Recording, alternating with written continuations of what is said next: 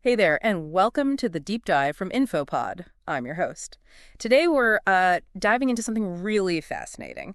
It's all about how scientists first figured out, how to borrow defenses against disease, like using one person's immunity to help protect someone else. Pretty clever stuff. Oh, it's absolutely remarkable. And that story really kicks off with a pivotal experiment way back in 1890. 1890. Wow. Okay, so who are the key players, the scientists involved? That would be Emil Behring and Shibasaburo Kitasato. They were looking into tetanus specifically, and they came up with a really innovative approach. Right, tetanus. And I heard rabbits were involved somehow. Is that right? Tell us about that. That's correct, yes.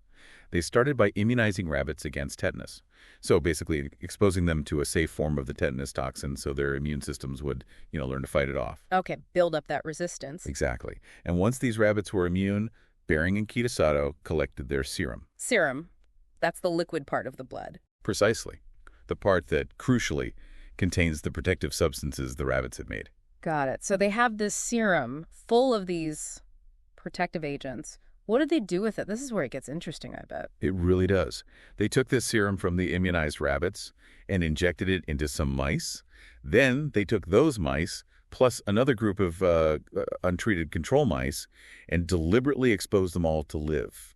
Dangerous tetanus bacteria. Ooh, okay. High stakes for the mice. What happened? Well, the results were quite stark. The control mice, the ones without the protective serum, they all succumbed to the tetanus infection pretty quickly. Yeah. Within about 2 days. As expected. Right, as expected. But the other group, the ones who got the rabbit serum. They were completely fine.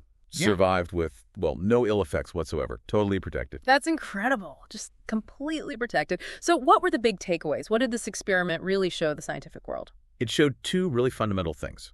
First, that immunization causes the body to produce these protective things in the blood, what we now know as antibodies. Okay, so proof of antibodies, basically. Yes.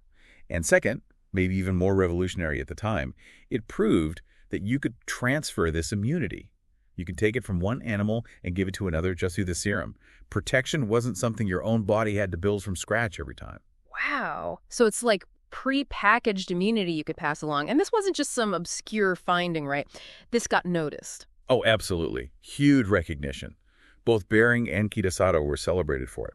And Emil von Behring actually received the very first Nobel Prize in medicine back in 1901, specifically for this work on serum therapy. The first Nobel Prize in medicine. Just think about that, you listening. This was a massive aha moment. It showed protection wasn't just your body fighting, but something in the blood could do the job.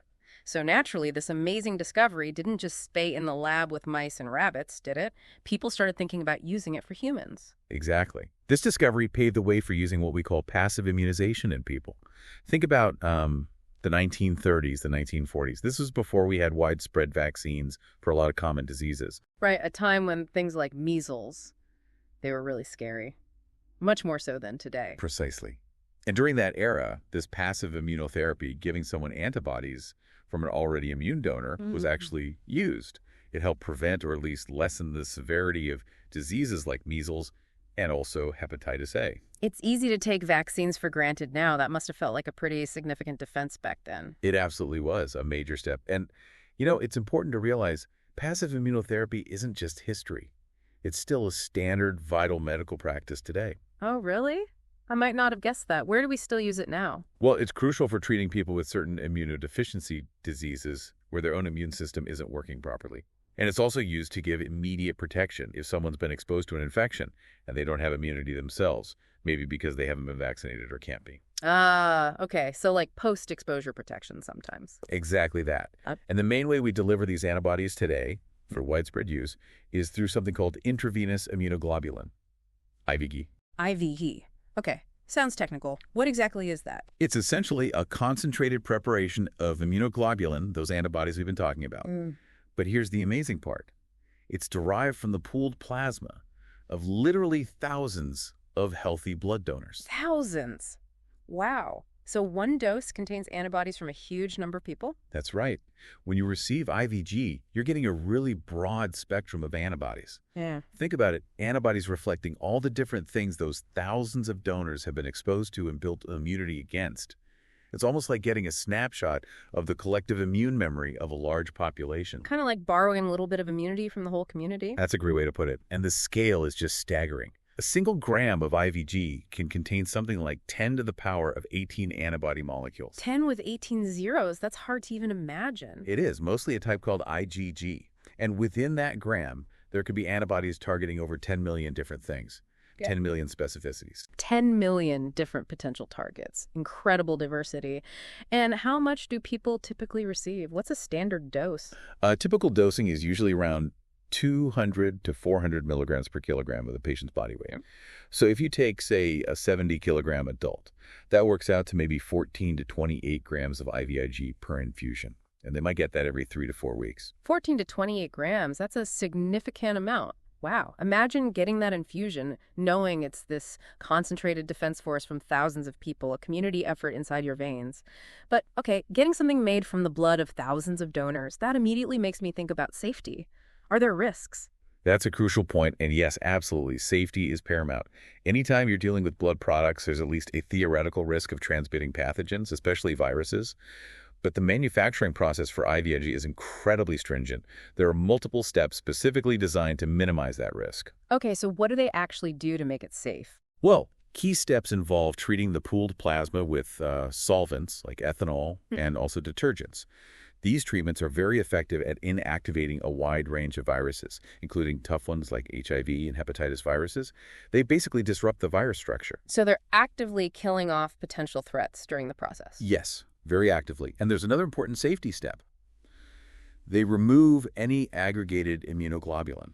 Aggregated, like clumps of antibodies, why remove those? Exactly, clumps. If those aggregates were infused, they could trigger a massive unwanted activation, a part of the immune system called the complement system. Where? And that could lead to a really severe allergic reaction, potentially anaphylaxis. So getting rid of the clumps is critical. Right, makes sense. So despite coming from so many people, the process itself has layers of safety built in. That's reassuring. Okay, so the IVG is made safely, it's infused.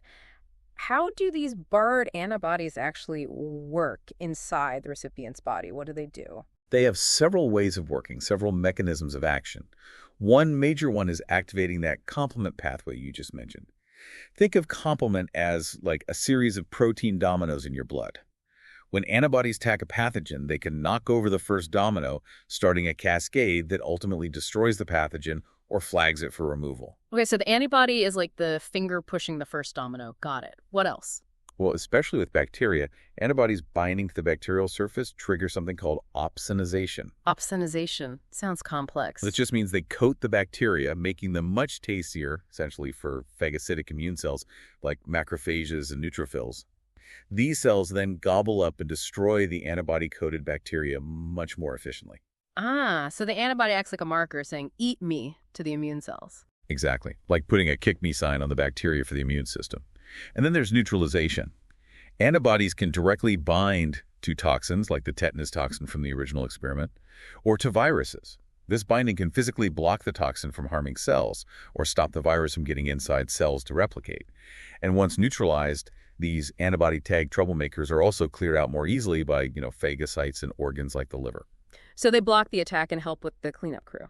Precisely. And one more key mechanism is called antibody-dependent cell-mediated cytotoxicity, or ADCC. Bit of a mouthful. ADCC. Okay. Yeah. Here, antibodies bind to an infected human cell, say one making viruses. This antibody coating then attracts other immune cells, specifically natural killer cells, or NK cells. The NK cells recognize the antibody tag and then kill the infected host cell, stopping it from producing more virus. Wow. So the antibody isn't always doing the killing itself, but it's often the director, signaling other parts of the immune system, telling them where the problem is and what job needs doing. That's a perfect way to describe it. It orchestrates a multi-pronged defense using the recipient's own immune components. It's a really elegant system for providing immediate help. This has been incredibly insightful. Going from that first experiment with rabbits and mice all the way to modern IVIG treatments used today, it really highlights how fundamental that initial discovery was. It truly does. It's a fantastic illustration of how basic scientific understanding can translate into treatments that save lives and improve health decades, even a century later. And thinking about that, here's something for you, our listener, to consider. How this core idea, passive immunity, transferring protection, how it really laid the groundwork for so much more in medicine, like monoclonal antibodies, maybe even future therapies. Even today, harnessing and transferring immunity is still a really active area. Makes you wonder what the next big leap will be, doesn't it? Well, if you found this deep dive into passive antibody therapy as fascinating as we did, please do like, comment, share, and subscribe to InfoPod. We love bringing you these explorations. Thanks so much for tuning in.